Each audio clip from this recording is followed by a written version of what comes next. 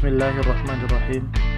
السلام علیکم دوستوں، جیسا کہ ہم نے پچھلے ویڈیو میں آپ سے وعدہ کیا تھا کہ ہم آپ کے لیے بہت ہی اہم ٹاپک پر گفتگو کریں گے، اور کئی ساتھیوں نے کامنٹ باکس میں اس ٹاپک پر گفتگو کرنے کی خواہش بھی ظاہر کی ہے۔ تو چلے، انتظار کی گھڑیاں ختم ہو چکی ہیں اور یقیناً یہ ایک اہم ٹاپک ہے۔ اگر آپ ہمارے اس ویڈیو کو دیکھیں گے اور یاد کریں گے تو آپ کے کم سے کم 2 سوالات حل ہو جائیں گے۔ اور آج کا ہمارا موضوع ہے اردو زبان کے آغاز کے بارے میں مختلف نظریات۔ مختلف لوگوں نے اردو کے آغاز کے سلسلے میں مختلف باتیں کہی ہیں، ان میں سے چند یہ ہیں۔ مولانا محمد حسین آزاد نے اپنی کتاب آب حیات میں کہا ہے کہ اردو برج بھاشا سے نکلی ہے۔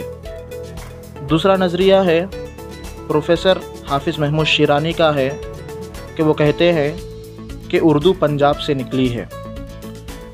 تیسرا نظریہ نصیر الدین ہاشمی کا ہے، ان کا ماننا ہے کہ اردو زبان کا سراغ دکن میں ملتا ہے۔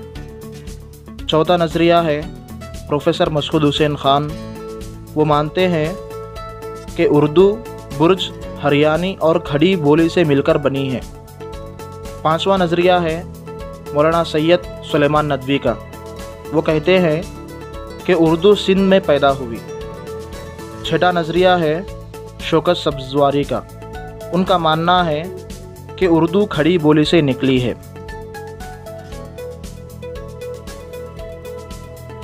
تحقیق میں کوئی بات حرف آخر نہیں ہوتی، ہر دور میں نئے نظریات آتے ہیں اور پرانے نظریات منہدم کر دیے جاتے ہیں، لیکن ابھی تک پروفیسر مسعود حسین خان کے نظریے کی کوئی تردید نہیں ہوئی ہے۔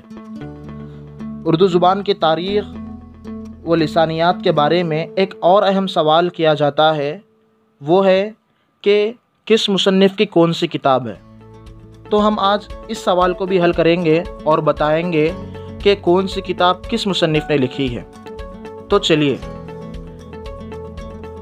ہندوستانی لسانیات، یہ ڈاکٹر محی الدین قادری زور کی ہے۔ دوسری اہم کتاب مقدمہ تاریخ زبان اردو، یہ پروفیسر محمود حسین خان کی ہے۔ تیسری اہم کتاب پنجاب میں اردو، اس کے مصنف حافظ محمود شیرانی ہیں۔ چوتھی کتاب داستان زبان اردو، یہ کتاب ڈاکٹر شوکت سبزواری کی ہے۔ پانچویں کتاب اردو زبان کا ارتقاء، یہ کتاب بھی ڈاکٹر شوکت سبزواری کی ہے۔ چھٹی کتاب اردو لسانیات، یہ کتاب بھی ڈاکٹر شوکت سبزواری کی ہے۔